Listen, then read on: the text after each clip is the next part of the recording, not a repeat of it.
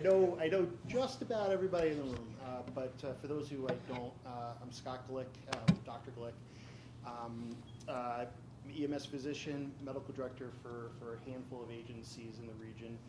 I've been pretty involved, mostly over the last, more involved over the last 4 or 5 years. I'm a former paramedic. I did my training out in Ohio at St. Vincent's, where I was a flight physician for a brief period of time during residency. I live in Geneva. I've been involved with the REMAC for years, but as you all know, Jack has, we always like to use the term retired, but Jack will never retire. So Jack is still around, but not physically. I hope that I'm able to fill some bigger shoes. So the arrangement, Jack could never be replaced by a single person. We all know that. So what has happened is we've developed a model which involves more than one medical director. So Matt Talbot and I are going to be co-medical directors for the region. Jamie Syrette is going to be very involved, mostly with education and like special committees, special education, not special ed, but special education. With RSI. He's specifically RSI. Specifically RSI. I think we could all agree that Jamie has done a fantastic job with RSI, and we hope he continues to keep that program going strong. So without further ado, we're going to get our REMAC meeting started. So I didn't have a chance to print out the minutes or the schedule, so I'm actually going to be reading the agenda off my phone. I apologize.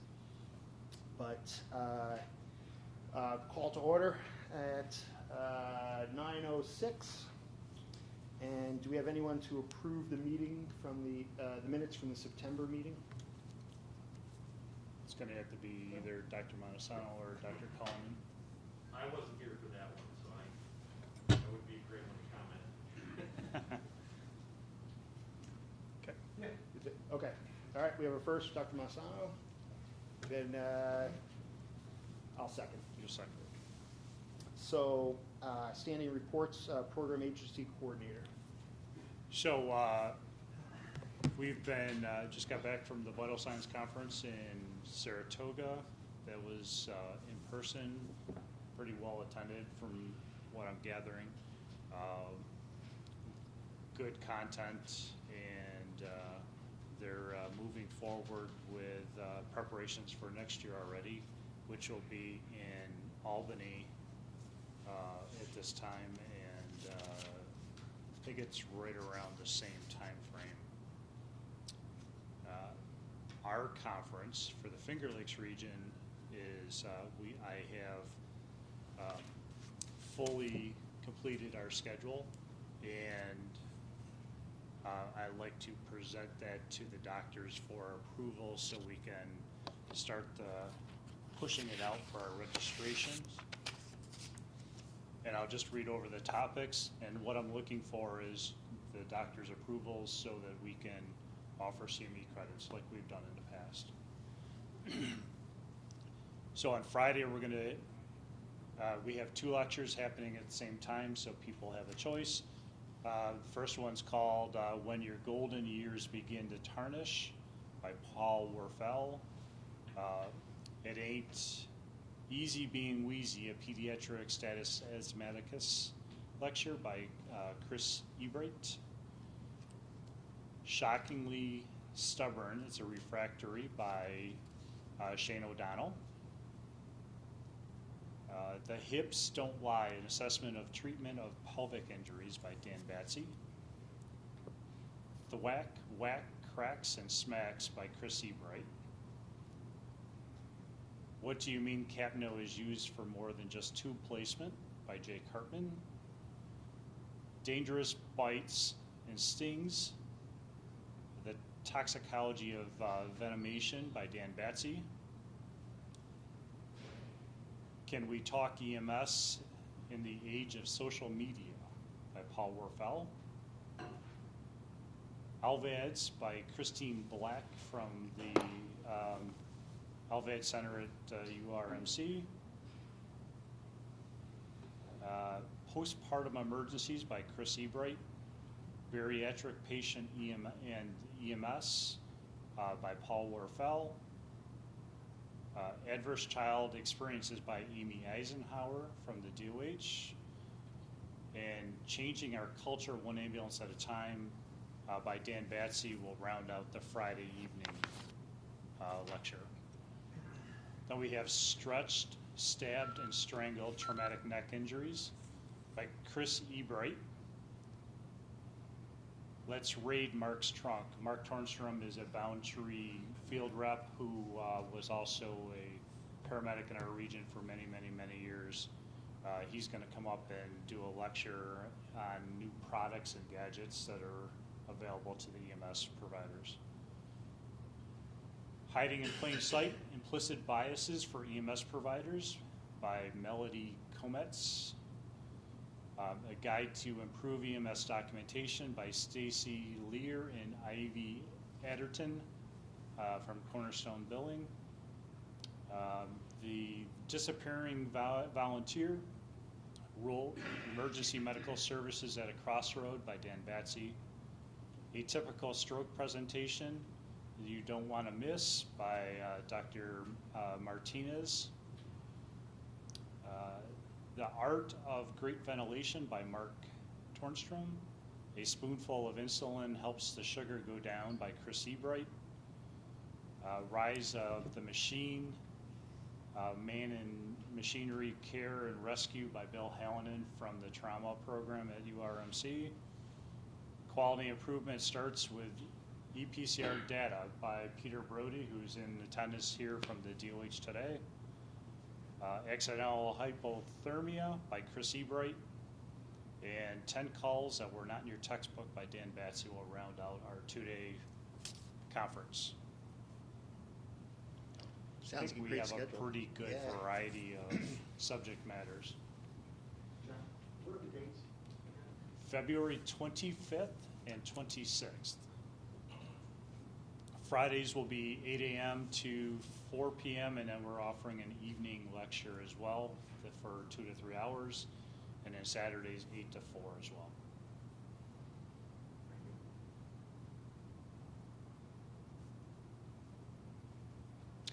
I think they sound like great topics too, because they're not just typical, straightforward, repeating the same, the same material. And that was my goal. Yeah. So, so we need a So, approval, yeah, I would right, like a motion from the physicians in attendance for approval of those. All right. So motion. So motioned. We have we have Dr. Cullinan and Dr. Michelin. and Dr. Michelin. Okay, thank you. And That's all I have at the moment. excellent. Okay. FLCC Administrator Program Director. She's not here, however, Donna has been working on our winter-spring course schedule.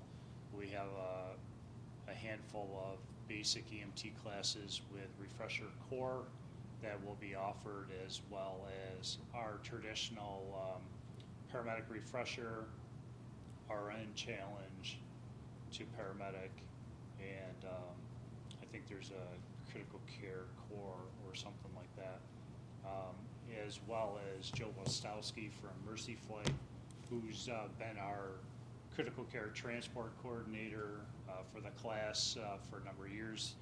We'll be starting that class back up in February. Ironically, it starts the same day as our conference. That runs Fridays and Saturdays through April 2nd, I think it was. So whoever registers for that class, would they not be able to attend the conference? That is correct. Okay. But I think that's a different population of provider that's going to take the critical care transport class. Gotcha.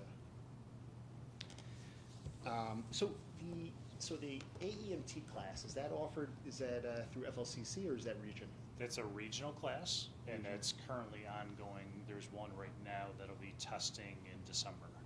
December. So how many are we going to be graduating, you think? I want to say it's like 10 or 12 people. 10 or 12? Yeah. It's good. So the AMT class, I think it's good to see that people are taking it, and I'd like to see some more of the, hopefully some of the first response agencies to eventually kind of go to the AEMT or we used to use the term ILS level, for first response. If for nothing, I think it really encourages people to go on and register for the paramedic. They get the that ALS bug in them, and they're ready to move on. So, all right. So moving along, we have the medical director report. So I don't have much to report right now. I do have the investigation list.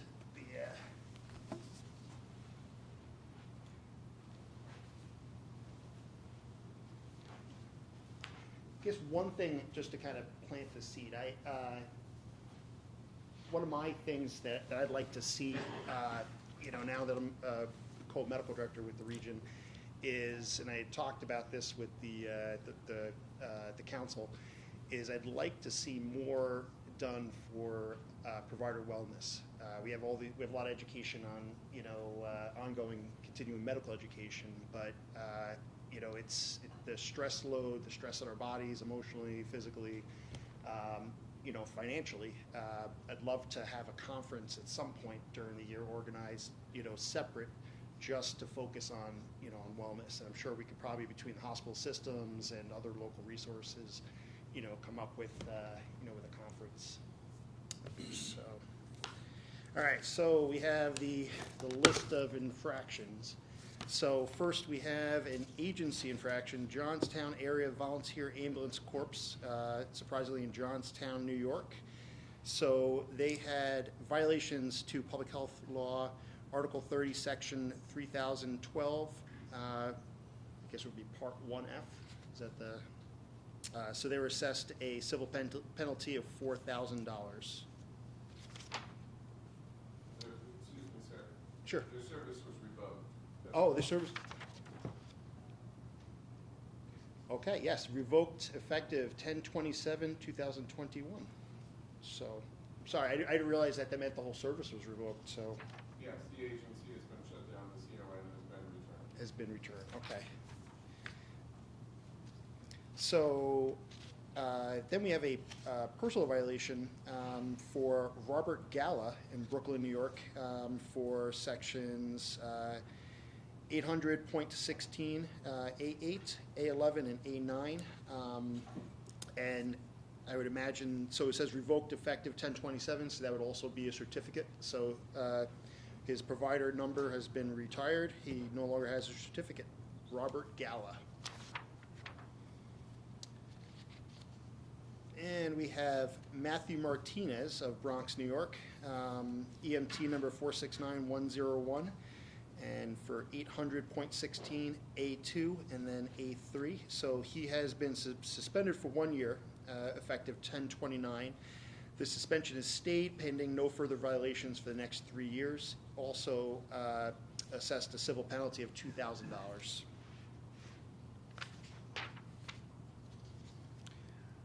Then we have John Sinelli of Grand Island, New York, EMT number 113294. Certificate was suspended effective 11/2/2021, and the suspension is stayed for 1 year pending no further violations for 3 years. Also assessed a civil penalty of $2,000, and that is for Part 800.16 A10.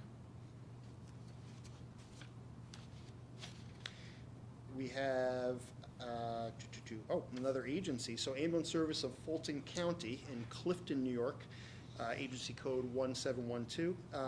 So they were revoked their CON on 10/27/2021. Also assessed a civil penalty of $4,000, and this is for violations of Public Health Law, Article 30, Section 3012 1F.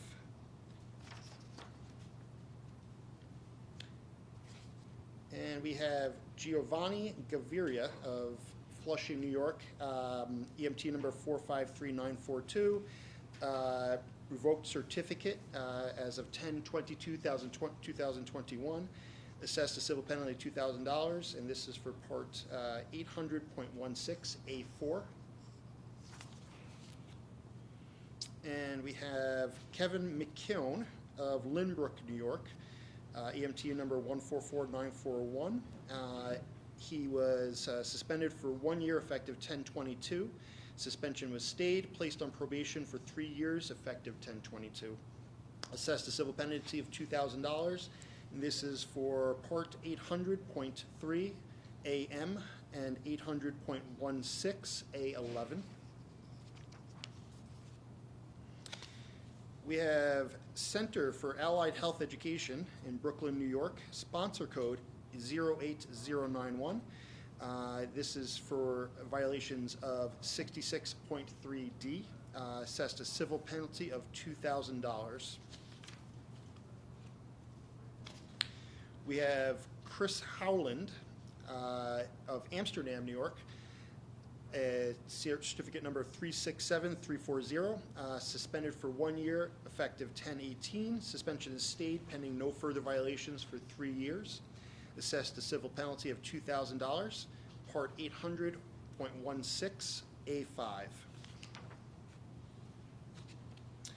Then we have Christine Correa, Correia, of Brooklyn, New York, EMT number 424165, suspended for 1 year, effective 10/13/2021. Suspension is stayed pending no further violations for 3 years. Assessed a civil penalty of $2,000, Part 800.16 A4 and 9. I'm going to speed up a little bit with these, if it's okay with everybody. We have Timothy Leach of Blue Mountain, New York, EMT number 418383, for violations of Part 800.16 A2 and 9.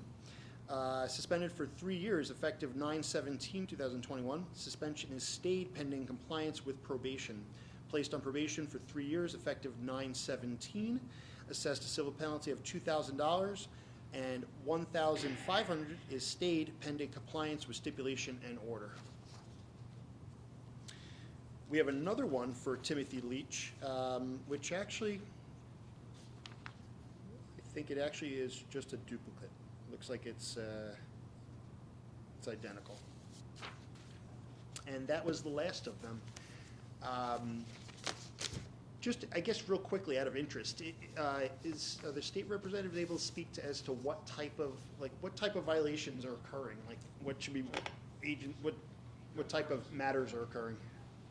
As much information as we can give you, what's on the sheet. Okay. But if you are diligent and go into Part 800, you can actually kind of figure out some of them are maintenance and some of them are like abuse or. Okay. So you can actually, if you take look at what they were cited for, you can kind of get a gist of it. Yeah. Okay, so they're fairly egregious things, not small Correct. violations of. Gotcha. All right. From the agency perspective, it's a failure to perform. Okay. They shut down. Gotcha. And then when it goes through this torture process, with having two of them in the same county. So there's a lot of data collection and analysis associated with it. So both of those locations are in the same county? Is that what you said? Yeah. So Fulton County, Ambulance Service Fulton County covered the entire county, and Johnstown area covered the city and or the town of Johnstown. Okay. And they shut down within, I think, 2 weeks of each other. Yeah. Region was in crisis for a while. Gotcha. All right. Thank you, guys. All right. RSI, RSA committee. Are there any representatives from that committee? Dr. Surratt actually asked me to just let everybody know that the RSI committee will be meeting on December 1st at the Wayne County ALS office building, with the main objective being quality assurance and having the agencies bring some charts, RSI charts, for review by the committee. Gotcha. Great. I know he had said we've we've been focused a lot on getting courses out and getting RSI providers. Correct. And the following component really is to start, some ongoing education for Yep, the so current as of providers. my conversation with him last night, his Q1 objectives is going to be the quality assurance component and getting that system revamped and operational. Q2 objective is going to be continuing education for the current providers, with a continuation into Q3, and then Q4 will be evaluating whether or not we need another class, whether that be an interfacility transport, RSI class, etc. So that's his goals as of right now. Sounds good. All right. Next committee we have is Advanced Practice Committee. They have not met. Sorry? They have not met. They have not met, okay. We have a newly formed BLS committee. Do we have any representatives from that committee? So that committee, currently they've divided into a couple smaller groups to present or develop different components of a draft for evaluation by the full committee, and then once they get something, a document in place, then it will come to this body. Gotcha. Great. All right. New York State Bureau of EMS. Vital signs, we just finished up. It was pretty much awesome and exhausting.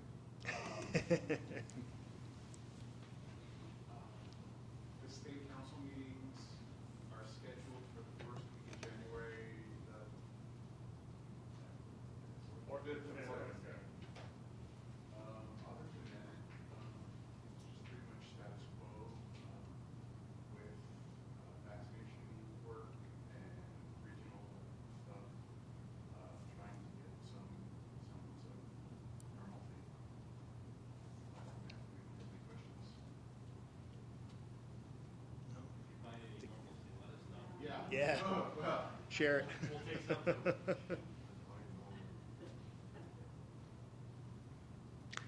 All right, thank you. Next, we have Mercy Flight Central. Thanks, Dr. Black. First of all, just hoping for decent weather as we head into the winter season here. Nothing like yesterday, hopefully it's rolling today, but we also have our next CME event coming up. It's an online event. It's 3 free hours of CME. And this is December 1st at 6 p.m. for everyone that's interested. The information's out there on the usual social media channels, on our website, etc. Topics are autism first response by Sarah Gruber. They have a bad Katie Child, and that right into hospital blood administration by Michael Bella. So again, that's Wednesday, December 1st at 6 p.m.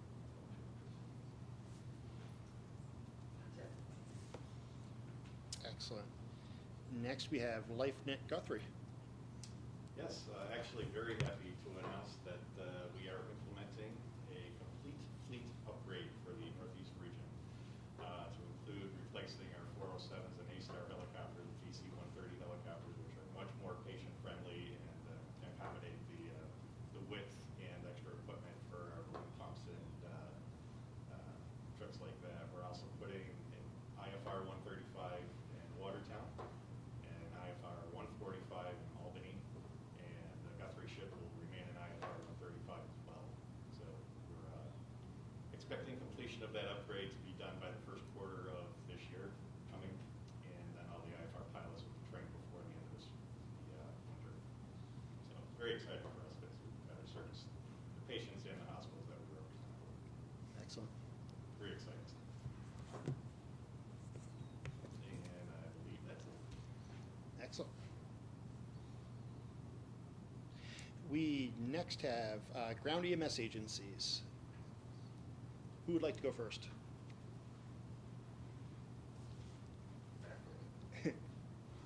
We'll start left to right. Anybody's visited a base, we're under a lot of construction building our new base, which should be completed in February. Due to supply issues, maybe March, maybe later, but it's going well so far. Other than that, You guys gonna have a grand opening or a ceremony? Yeah, when it's Yeah. finally all up and done and everything all paved and safe, we're gonna have a grand opening, and then I'll send invitations to all the EMS agencies and everybody through the county, the region. I'll have John send it out for everybody to stop by and see the new place. Sounds good. Champagne for everybody, right? Not on the properties. This is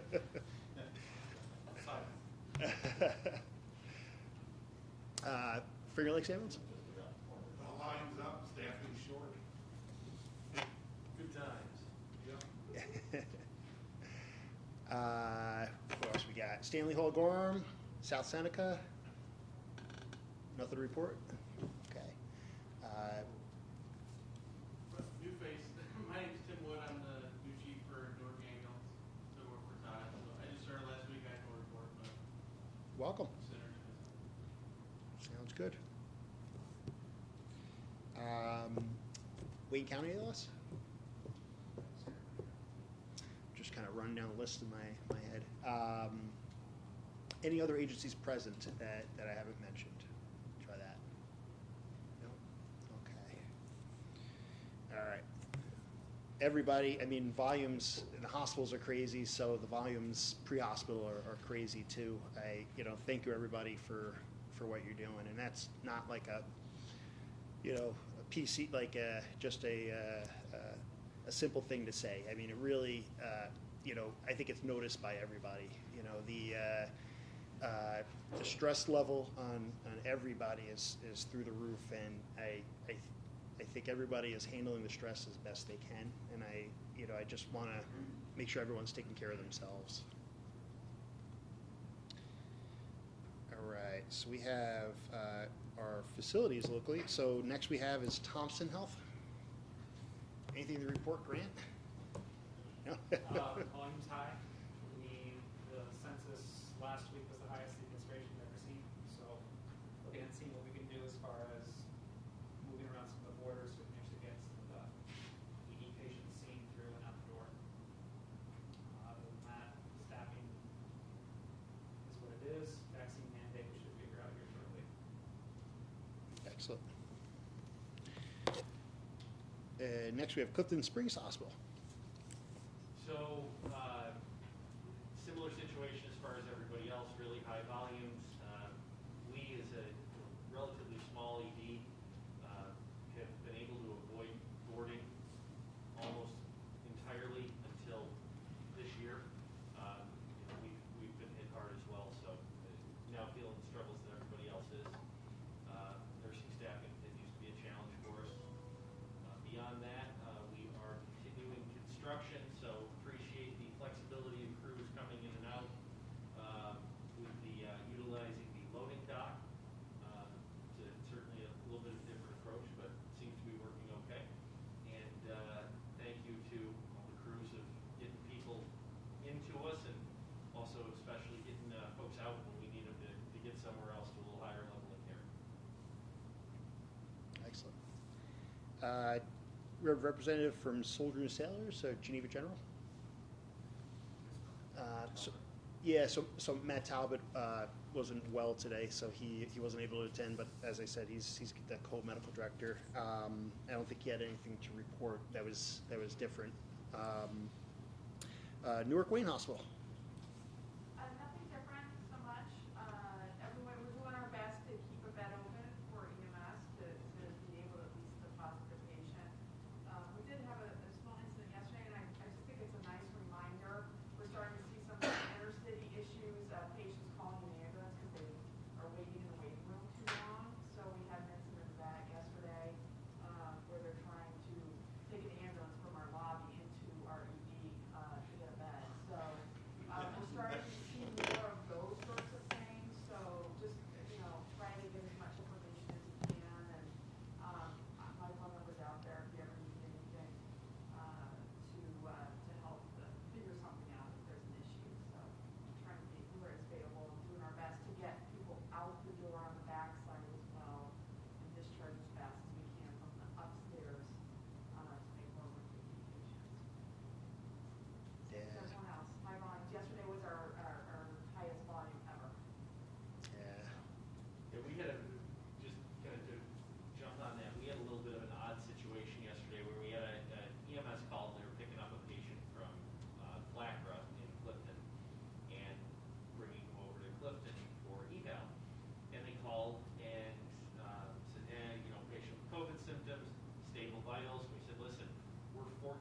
right now, when you come in, we're just, if their vitals are stable, we're gonna have you get them in the waiting room, we'll get them in a triage in a couple of minutes, but we absolutely have no place to put them in the department.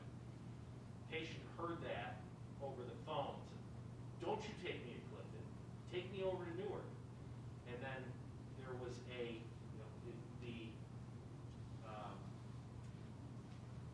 telephone game gets going, and then we got a call at Clifton asking why we were on diversion.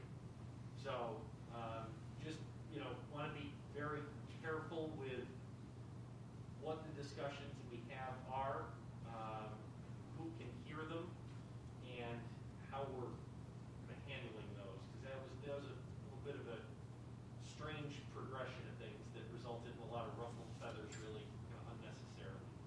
So that said, I would echo Marita's statement that if you've ever got any issues Clifton related, please do not hesitate to pick up the phone and call. I'd rather get that phone call at 2 in the morning than 10 a.m. the next morning when a bunch of people are upset about something. Seems like a lot of the issues that used to be, like what Marita was saying, a city problem, has now become a suburban problem. Not to speak for all the physicians, but when you graduate residency, you go out into the working world. You choose the environment you want to work in. Do I want to work in a community hospital, a city hospital, but it's interesting to see that medicine doesn't escape you. It doesn't matter where you go. You can't hide from the issues that are universal to everybody. Well, yeah. Previously we could almost always, Newark and Clifton, the smaller EDs around, you're almost always spending very little, if any, time in the waiting room. You're getting seen, you're getting triaged, you're getting back, and that's that. Yesterday, there were people in the waiting room for 2-3 hours at Clifton, which is unheard of for us most times. So it's a little bit of a realignment of expectation of the public as well, because you say, no, I don't wait at Clifton. I know I've got to wait if I go up to the city, but I come here so I don't have to wait. Well, that may not be true depending on the day. Yeah. And they're calling EMS for their transfers. So, this patient, just so you know, she left the ED once they were told, no, you're already here. They went out the 250 meters parameter and called PN to get her pH. So this is what patients are starting to do. So again, it's going to be on kind of the EMS medical directors too to figure that out and what they're going to do. But we are just starting to see a lot of miscommunication and patient expectations that are difficult to meet. So how did you find out the patient called 911? Dr. Surek called me to let me know because they thought it was a call violation and we refused them. No, they were just registered and sitting in the waiting room. So, that's the thing is that I think we all need to educate ourselves and make sure we're doing our best. We're triaging and definitely taking every single patient that hits the door. But the patients are getting frustrated. They're now starting to manipulate the system a little bit. We just need to all be wary kind of and maybe help educate all of our providers, not just in the EDs, but all of our EMS providers too, to how are we going to handle these, and what's best and safest for the patient. So. Yeah, I would Given encourage. that situation, what do you do there? Well, If you're the EMS crew? first I would say the EMS crew should talk to the ER. Ideally, if I was back in my days when I was boots on the ground, I would go see the patient and then say to the triage nurse or to one of the docs, see if you can work out keeping the patient there.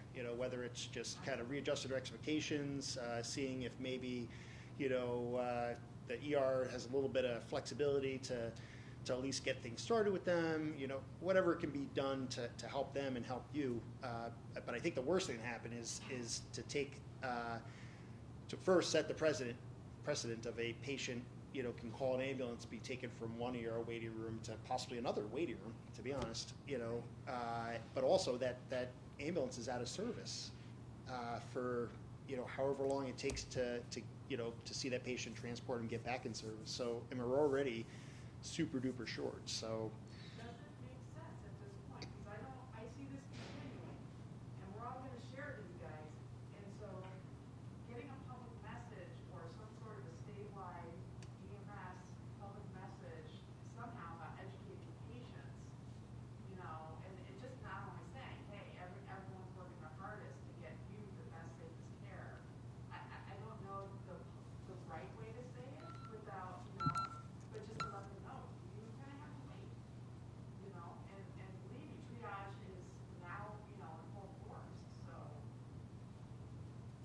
if the hospital systems could all, I mean, because they're all sharing the same message, you know, if the hospital systems were able to get together to buy some, you know, advertising or to get that message out there, it'd probably help everybody.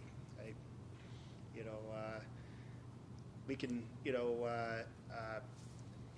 each system, you know, our ERs could pass it up, you know, in our chain to see if they can figure out some message to, you know, kind of work smarter, not harder. You know, but I think, you know, I think we're at a point where there is a lot more flexibility in the way we practice medicine. You know, like things that we never would have seen or done before are now having to be done. Over the past year, I don't know if I should say this on a recording, but I feel bad because there are a lot of patients that you know, have COVID, you know, are sick, but they don't meet certain criteria for risk, you know, to be admitted. And, you know, patients that maybe a couple years ago I would have admitted and, you know, for other reasons, I can't now. And so the expectations are, you know, totally off. It's totally a different game. So. It seems to me we have to be careful not to let it become realized that if you call an ambulance to take you from one hospital to another, that will move you up to the front of the line in the hospital you were waiting at in the first place. You know, that isn't going to work out very well either. Yeah. Well, I definitely think that that's something that we need to talk among the agencies and the facilities to figure out a plan of how we handle those. You know, they have been happening. You know, it's not new to COVID, but we're seeing that a lot more now. I don't know if maybe a meeting outside the REMAC between the agencies, or what do you think? What do you guys recommend? No, they find out at the hospital. They were listening to the patient, and I think they tried to talk to us, but I don't think he had the understanding that it was a registered patient just sitting in the lobby waiting too long. We probably, And they assumed that it was, no, we said, you know, they need to go elsewhere, because that's what the patient's saying. They won't see me, they won't see me. It's like, no, they're registered waiting, they've been triaged. So, that's what's hard is we need the crews to ask more questions and try to get through, because the patients are, they don't, you know, use the right lingo or know what they're, Or they just lie. you know, or they lie. Yeah, they have a couple times, They it's not had a thinking. goal, they wanted to get in, so, yeah, hopefully somebody brought to our gauge on the second call. That's what EMS is supposed to do, right, Brian? I knew eventually this was gonna get to me, I was waiting. Ultimately, yes, you know, the patient technically, so when they walked out, was no longer a patient of their facility. Now, as silly as that sounds, you know, they can literally do what they want. So that's what we gotta fix. So, yeah, you can't tell them no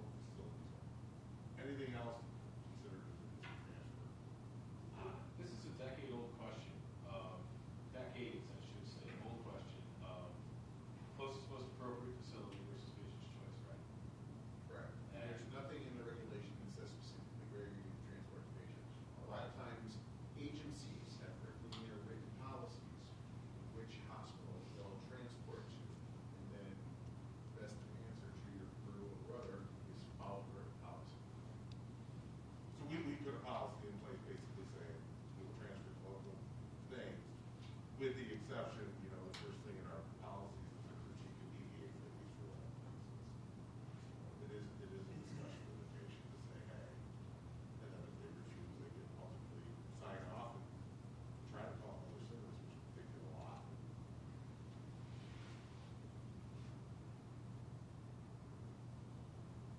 And what should we put policies on? I guess the important thing to remember too is when you look at this as a global issue, right? That each EMS agency is going to have independent policies, right? So it's not going to be they write cooperatively if they do this. They may be similar, but each agency may have different policies regarding that. So you know, from the EMS and healthcare facility side of it, there's got to be some diligence there, remembering that not every agency is going to have the same transport policy as well. So it's not everybody. So it's communication and working together, which is within our age-old challenge. Then you're gonna have the providers that, well, we only go here, so we don't have to take you anywhere else. It could be to the best interest of the patient. Go elsewhere. So it could come back and bite Sure. backside. I think those can be handled through the TCQA system.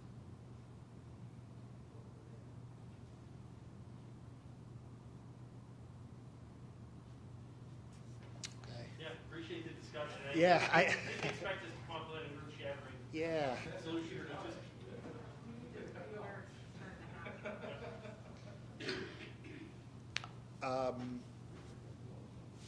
I hate to say table it because it sounds like a common REMAC thing to say, but you know, maybe it's something we should revisit next month again too, and see, you know, talk about experiences, what agencies have done with those circumstances, and then maybe as a group we can come up with a, you know, a policy, you know, that each individual agency can adopt, or a recommendation from the REMAC. Can do it as an advisory to the agencies for consideration. Yeah. You might want to also consider your system status management as well. You know, if you're sending, you know, and keep in mind, I don't know where I am right now because it took a lot of back roads to get here. All I knew is the person behind me was following me because she kept making the same turns I did. Which was comforting because she had an EMS thing around her plate. So, look at how long, you know, when you start transporting to the more urban hospitals, the wait times here, from what I'm gathering, are just now starting to pick up. And I've asked for a graphic from back at the office. But when you go to Syracuse, your wait time could be 2 hours. Literally wait 2 hours. I mean, if you want an irritated patient, leave them on the stretcher for 2 hours, forget a hospital. You're talking the EMS wait time. Yes. Yeah. Yes. Drop time. Rochester is not far behind it either. So, I mean, you know, that has to be taken into consideration. Having a constructive dialogue with a patient and providing some guidance for them in your region is certainly well within what a REMAC could do to effectively manage the patient system. You know, and saying these are conversations. So same conversations also need to happen at the hospitals with the nursing staff and the staff around the patients. Because I receive email complaints sometimes hourly. Nurse ignored me for 3 hours, wouldn't talk to me, wouldn't look at my patient, did absolutely nothing. Not revealing any hospitals, not saying any are here or there or anywhere, but you know, but it's a matter of how we respect the needs of our patients as well, so that we're getting fewer complaints or dialing 911 250 meters from the entrance to the hospital. You know, although that is something I've seen people do. You know, they won't take me into the ER, we pick me up, put me on a stretcher, wheel me back there. So, I would use your data, sorry. Oh, go ahead. Use your data to actually look at, you know, how you're gonna manage your system. I mean, everything I've noticed, what's that? Everything I've noticed about this region is that it's amazingly rural. That's one of my favorite parts, because I live out the boonies as well. The city living is not for me. But, you know, at the same time, you know, long turnaround time means crews are stranded out for an extended period, and you have to look at what that's gonna do to your mutual aid plan. And we're already seeing that. I mean, Finger Lakes is mutual aid to other able agencies this year. And I know it's staffing shortage, everybody's suffering it hardest, but when we keep shuffling rates to mutual aid and transports, and these are all going to the city, it's taking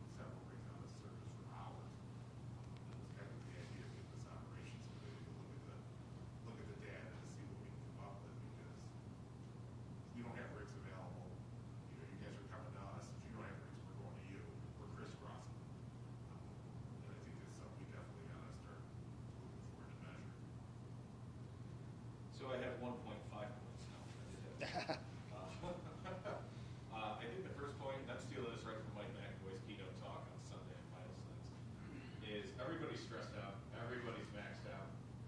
Take 5 seconds to be nice to each other, and some of this stuff can kind of go away a little bit. And the second part is, this is a part Peter question, part John question. Can we pull regional data over a time sense to look at transports outside, probably by originating location code, to look at transports to other hospitals in the closest area facility and just start to maybe look at some trending. I'm not sure if we can do that through the state data. I think there's why that'd be some good information to have and maybe start to develop. The short answer is plan. yes, that Okay. is something that is able to be done. Okay. Yeah, just email me exactly what you're looking for, and I'll have Alex do it today, and then I can email something back to John that can be shared with the group. Does that work for you? That works, yeah, absolutely. I thought if we're gonna start talking about this around the table, we might as well have some data to make informed decisions on it. So have other, I'm wondering also if I should speak to the other neighboring REMAC medical directors or REMACs in general to see like what policies they've come up with, because when I worked EMS in Buffalo, we just didn't take patients from waiting rooms and transport them to other hospitals. Like we'd go in, you do your assessment, you do your due diligence, and you're speaking with that, but you wouldn't start traveling across the city because it was silly, and to everybody it was meaningless, to take somebody that was at a hospital already, take them away from the hospital and go further, So if the patient really wanted to hop on your stretcher at the curb, you would make that circle to the closest appropriate, which was the ER entrance. And most times, when you talk to the patient to say we don't leave from one hospital to go to another, they would actually they would see that it was ridiculous to make that circle, go around the block, and they would just walk back in or seek care of their own. But I think we all agree it's it's not about them. It's not about them getting to care. Sometimes it's just about them realizing that they still are not forgotten. They're in line. Yes, but we are X number of patients back. We are going to get to you. If they're I hate to say new to hospitals versus not new to hospitals, but we all know there are patients that utilize healthcare more often than others. They will know the system better. So for those that know the system better, they may be trying to get around a loophole. Those who don't know the system better may have a question that's unanswered. That they feel like, well, they don't know I'm here. I really do feel sick. Somebody just know how sick I am. I should just go by ambulance to another hospital. So I don't know if it's as a single fix, but I think it's silly to take a patient from an appropriate hospital and just shift them to another appropriate hospital because of, but it's something obviously we need to work on. And hopefully COVID's going to be over soon, guys. So we're not going to worry about this much longer. So this is only temporary. Yeah, the Easter Bunny told me that.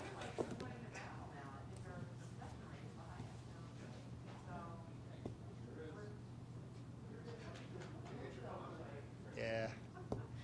Well, if you want to see errors in any system, stress the system. That's the key to everything. There's certain occupations that are going to do very well with this time period. It's unfortunate. And you feel stressed because you do this job for a reason. You want to give good care. So if you feel like you're stressed, the system's stressed, and you feel like you can't give things that you ordinarily want to, it's a bad feeling. So, but we are all in this together, and I don't say that to be cliche, but I don't think there's anyone that's coasting through this thinking like, hey, this is great, So maybe by next month's REMAC or in the interim period, we'll have some of the data. We can look at it and we'll revisit it and figure out a plan, whether it's a policy, talking about just bringing some some stories about what had happened and how the crews handled it, you know, we can kind of talk about that for a bit. Brian, how well is the system working for you guys at the state level?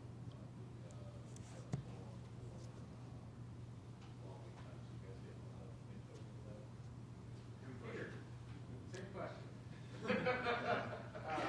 Say good work here. Apparently it was good that I made this trip to the Finger Lakes, John. The form comes in, it really varies by region. Syracuse, I hear all day long. Rochester, I hear intermittently, not bad. New York City, we don't hear much, but their wait times are generally around 30 to 35 minutes anyway, and it's consistent. It hasn't really changed much and doesn't vary much by hospital. Nassau County is sending us maybe 2 to 3 a day, 3 to 4 a day. Nothing earth-shattering. Albany, oh. Albany, Syracuse are just too much fun for words. Albany, we get them all the time. The problem is Albany has one regional trauma center, you know, that covers a 28 county catchment area, and there's nobody else to go to. Here, I mean, you can go east or west to get someone. But there are 3 major cardiac centers, and they've been 8 to 10 ambulances deep, waiting to unload. Smaller counties, like some of the ones that are in this particular region, there's one hospital that services Columbia County. 2 ambulances waited 5 hours with a loaded patient, one of them COVID positive, and the care provider being stranded in the back of that ambulance with the patient for 5 hours. So we did a visual, Alex ran visuals back at the office for you guys this morning. You don't mind me backtracking just a hair. The average wait times for hospital turnover here by day has not varied much between 5 and 16 minutes over the course of the last 30-day period, with a couple spikes. I know that from Thompson, one from Thompson and one from Geneva General. And then the mean for the region is between 8 and 12 for that. Then I also asked him to, I love teams to be communicating well on this program. Syracuse, yes. Syracuse is running from 20 to 45 minutes on the average. This is just the average over the last 30 days. The VA is obviously less, so you know we get a lot of 911 patients. And Rochester is between 15 and 25 minutes. So pretty standard. Our side? Perhaps, but our data doesn't go back that far. Right, no, just anecdotally speaking, experience. So it's not Right. so far off. The Bureau has engaged the department, has engaged the services of a program called Biospatial. Biospatial receives New York State data within 2 minutes after the chart arrives in the New York State system from all but AMR. AMR data goes straight to Biospatial directly. They're a nationwide company. They use the analytics internally. Biospatial, at no cost to the department, works with us to develop syndromes or whatever is relevant for us. We first launched Biospatial to be used when we hosted being the state of New York, not the Department of Health, hosted the Great New York State Fair. Where we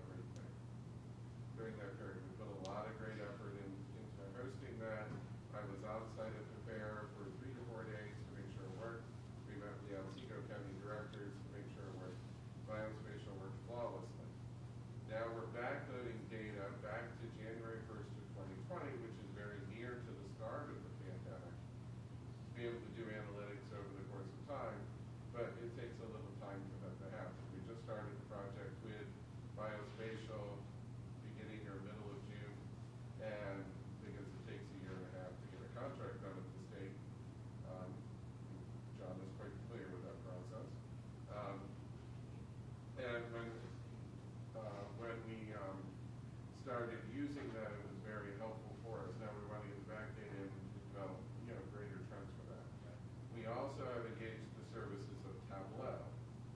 Tableau is another analytic program. We pay for Tableau. Biospatial is free.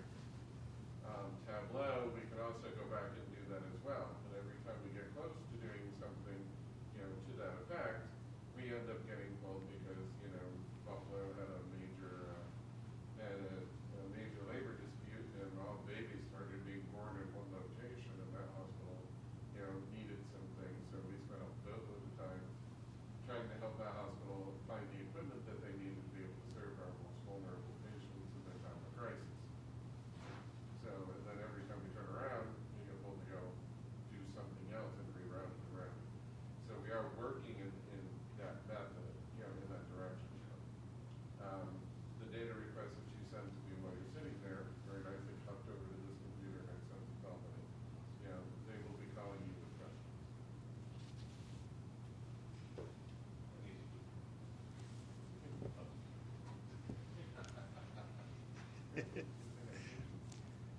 So, which makes really nice segue into new business. So, DOH quality metric. Hi. All right. All right, the state quality measures that are currently in place were developed over the course of a 4 to 5 month period in collaboration with some of the doctors from the CMAC, and there are currently 5 that we looked at. This was an introductory method. This is before we decided to deploy to investigate all of the NEMSCO measures, and then of course they changed the NEMSCO measures, so that of course will change what we look at somewhat. The statewide quality measures, there are currently 5 that we're looking at. We're looking at something in trauma, STEMI, stroke, sepsis is a developing process, PEDS down the way. But the 5 that we're currently looking at, the first is, and I talked about this in my talk on Sunday at Vital Signs. The first one is a patient having substernal chest pain receiving a 12 EDKG within 10 minutes of patient contact.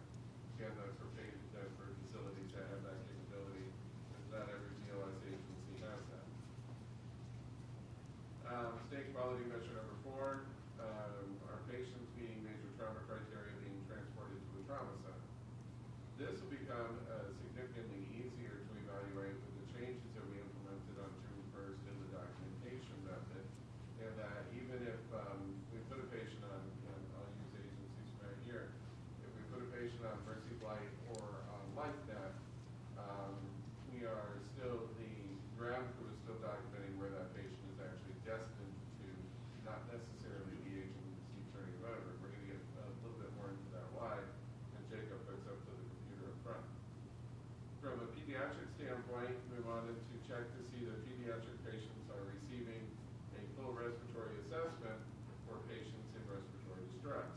Are they evaluating lung sounds, the rate, and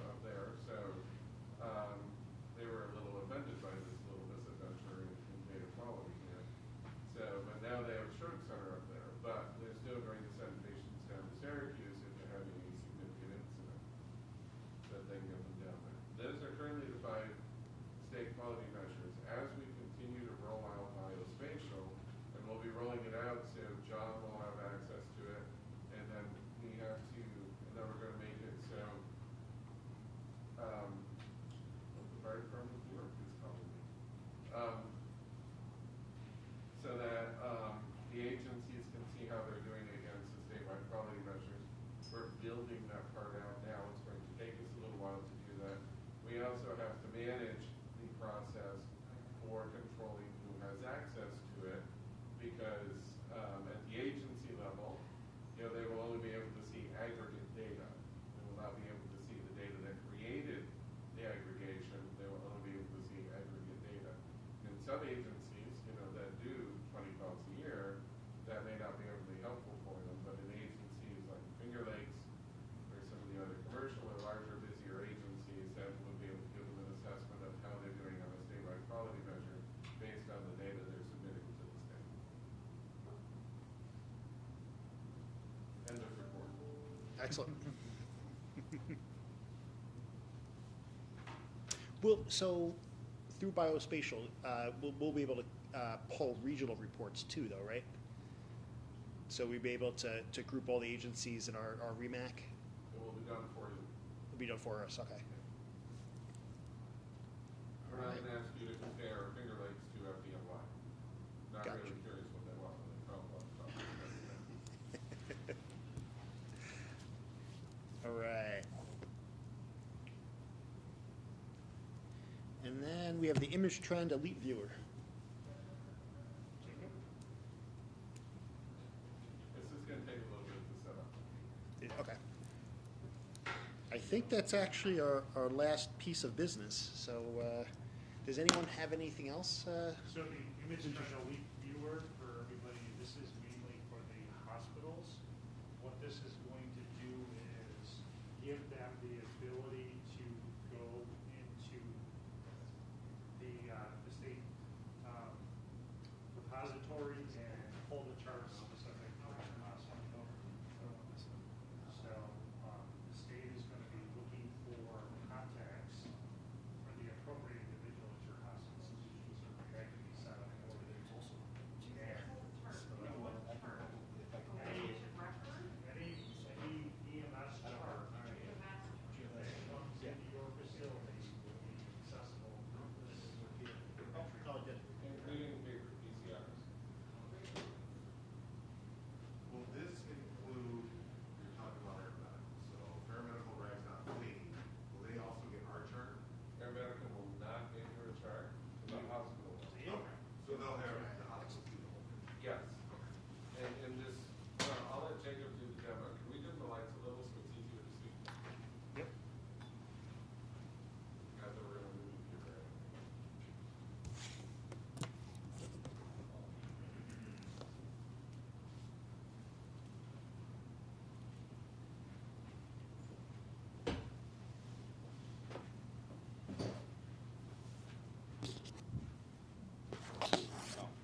You want me to wear this? Do I? Just have it close to it. Alright, sounds good. Alrighty. So, I'm here to talk about Elite Viewer. Elite Viewer is similar to Hospital Hub, if you've heard of Hospital Hub. They're both made by the same company. But there's a few differences between the two. Essentially what Elite Viewer does is allows the receiving facility or the hospital to be able to view all EPCRs regardless of the software vendor. So if an agency uses EMS charts, image trend, Stryker, it doesn't matter. The hospital will be able to view that PCR all in the same system. So first I'm going to log into Elite Viewer to give you a quick demonstration.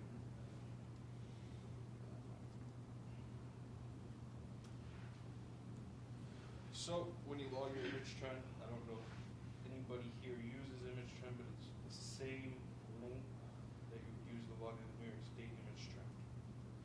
And then from here we're going to go to incidents and Elite Viewer. I'm going to switch my link here. Alright. So when you log in, this is where you will be able to see all the charts for your hospital. When a hospital requests access to Elite Viewer and we set up their account, we make sure that they can only view the charts that are going to their facility. And we have links for hospitals to request that access. And additionally, we can go into a more in-depth demonstration at the hospital's request But right now, this is where they would be able to view the charts. For right now, this is just a demo agency, so any information you see in here is all fictional. So once this decides to load,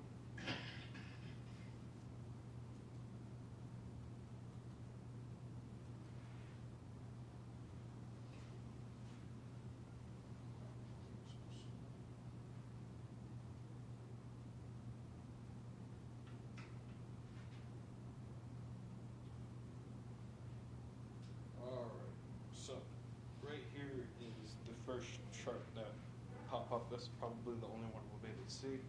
But right off the start, it gives you just a basic view of what's in the chart. So it gives you the arrived at destination time, the destination name. As of right now, it's just Elite Viewer testing, but in real scenario, it would say your facility's name, the agency that transported that patient, their unit number, the patient's full name, gender, date of birth, age, and the incident number, which is also the name of the PCR and how it's organized within their system. So from here, you have a few options. You can either view attachments that are attached with the charts, whether that's any sort of lab results, health information, anything that EMS may have obtained and attached to the chart. From there, you can also view the incident's audit report, anytime it was viewed, created, edited by the agency, and who did all of that. And from here, within the little printer icon, this is where you will be able to print a PDF of the PCR, or there is also a print view, which is a little bit more interactive. So I'm going to show that instead of the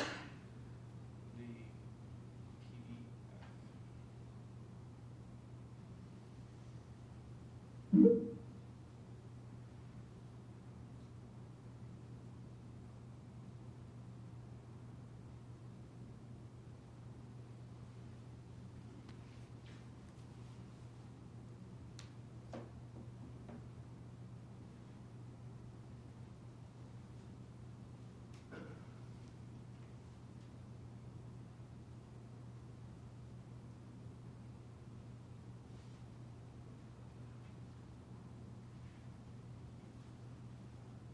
Alright, so right here is the print view of the PCR. So from here you have a little bit more interactive use with the chart. You could also just print and then view it from there. But from right here you can also view attachments. There's no attachments to this chart. Any addendums that were also used, the audit history again. And then this little filter option. So from here, you can select different sections of the chart that you're looking to view at. So for example, if all you wanted to read was the narrative, just come in here, click the check marks, remove those, and from there you could just view the narrative of that chart.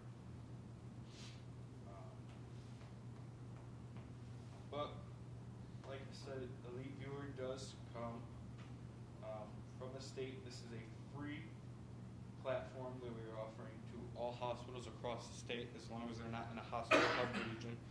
If that hospital was in a hospital hub region, there would just be no point for them to use Elite Viewer because they're already getting all the PCRs.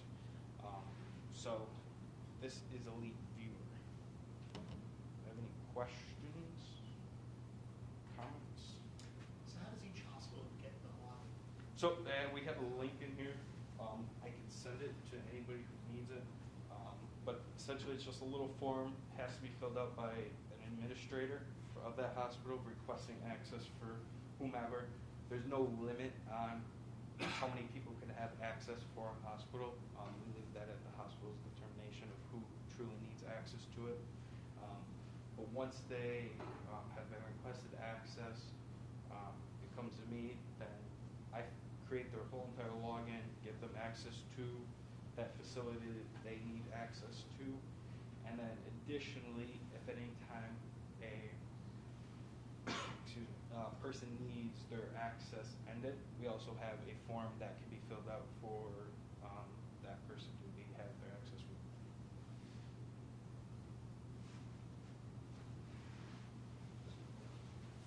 You picked the example of showing narrative. Where does that narrative come from in something like EPCR, where you have one section where you do the history, another section where you do how the patient presents, and then you have page 8 where you're doing your assessment? I'll take an educated guess that you use EMS charts. Yes. It's a matter of how EMS chart sends a narrative through to New York State. There was a while there that EMS charts was only sending through a pre-scripted narrative that said, had 25 characters and said narrative in other areas of the PCR that they never sent to us. So a little jumping up and down on my part, which my employees like to watch. And EMS charts has fixed that. It's how they can collect everything together in a field known as eNarrative.01. And that's how it's submitted, and that's where the narrative that appears on here. The benefit for the hospital is that every chart that comes through on this is going to look exactly the same. So meds, EMS charts, Stryker, with Health EMS, which I understand you have a couple of agencies now, 3 or 4, ESO, they're all going to look exactly the same. So for a doctor, that's going to make life, and for the nursing staff, that's going to make life so much easier. I know where to find something on this template. This is the same template we use for the entire state. So if you're working at, I forget which hospital you said you worked at, ma'am. Newark, Maine. But if you also double by working up at RGH, you're getting, well, pick another, FF Thompson, it's going to look the same in this region. Up at hospitals that are on Hospital Hub, they use Hospital Hub. You're either on one or the other, you're not on both.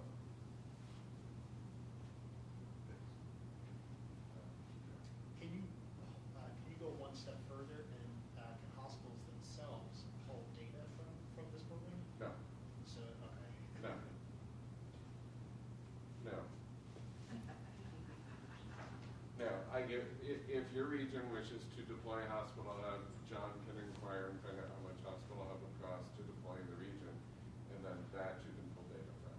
Oh, This just provides you with everything. The point of this and the structural change we made in June is so that XYZ Fire Department first responds to a call transported by ABC ambulance, who then puts a patient on LifeNet or Mercy Flight. You're going to get every chart involved in that process. Which is what the trauma centers, stroke centers, and the STEMI centers have all been asking for. And our previous documentation method would be XYZ Fire Department, their outcome would list transfer care to ABC Ambulance. ABC Ambulance's outcome would be to LifeNet or Mercy Flight. So you had to really do a lot of chasing back. Now, provided the agencies are doing their charts correctly, they're all going to appear in the same location, so it'll be easier for the continuum of care. So the next question is, it's available as soon as the report is submitted. So does it also help track that agencies are getting their reports in so that we can get it in a timely fashion? Yes. Yes.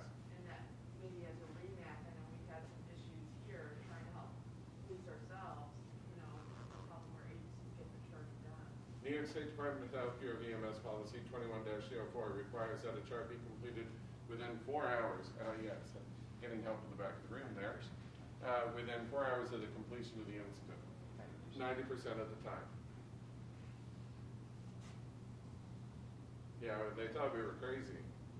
I will tell you that when on a program agency call, we asked program agencies, I'm not saying this is how John voted, I'm simply telling you that some of them wanted the chart done within 90 minutes. And in some systems, that's not easily done.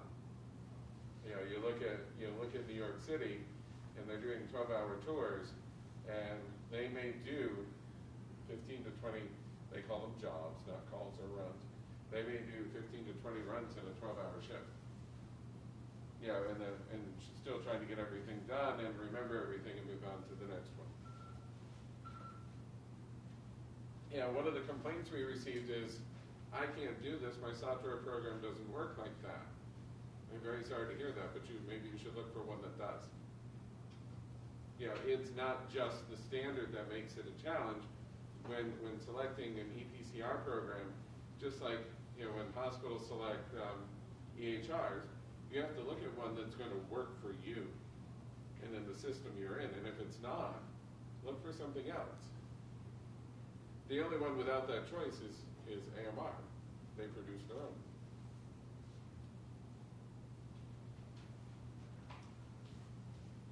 But if a hospital will need to make sure they get the access to this, hospital will need to fill out the form and email us to tell us who is the administrator responsible for saying, yes, John Jones or Susie Smith need access to this, and we're authorizing that, and it can only be done through a hospital email address. If it's not, the request will be declined, you know, until it comes as an official request from the hospital, because we need to control access to PII and PHI. So where would we find the link? The link for the requests. John, can you just? Jacob will send it. The medical director of the hospital docs, What's that? the link, can you make sure through the REMAC? Correct, I can send it to the REMAC doctors. Yep. Jacob, if you just send that to me, I'll send it to you. Okay, perfect, I'll send that to you. Are there any other questions? Yeah, we're trying to make the system work better for our patients and for our providers. And 4 years ago when I took this job, it was just me. Now I'm blessed. I have 2 fantastic employees who work with me. We had an intern over the summer who this was his gig. This is what he did. We launched this in Nassau County.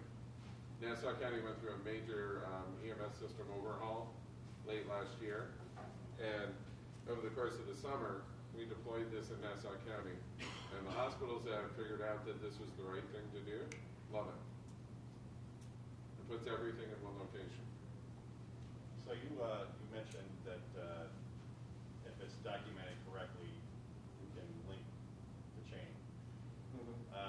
What is exactly the lookup reference, I guess, for the multiple agency transporters? E-disposition.02. Okay. I'm talking technical terms all you'd like, but e-disposition.02 is how you list the name of the hospital where the patient's going. Right. You're with LifeNet, right? Well, sure, but like John Doe from South Seneca ends up with a name later on. How are all those things linked together for that single chart to be viewed? Patients, they can search by patient name at the hospital. If you have a John Doe, that makes it a little harder, Right. admittedly. But it'll be there in the right time period for them to be able to look for it. Where this runs into a little bit of a snag is if Mercy Flight or LifeNet end up getting detoured, you know, whether patient condition change, Yeah. something along those lines, and we'll be relying on LifeNet and Mercy Flight to work back through the chain to make sure everybody knows that instead of going to Strong, you went to SUNY Upstate. I'm just picking 2 that I know you can look at. Yeah. So that the other charts get updated so they go into the right system. Okay. If their chart's closed, would that just be through an addendum on their end, or? I'm sorry? If their chart is already closed from the sending. They have 30 days to receive it, to update it. Okay. So if LifeNet just calls back to whoever the incident commander was, so by the way, we had to detour from Rochester to Syracuse. You know, this way everybody can make the correct changes and the charts will go to the correct location. Okay. Thank you. No problem. Thank you for your time.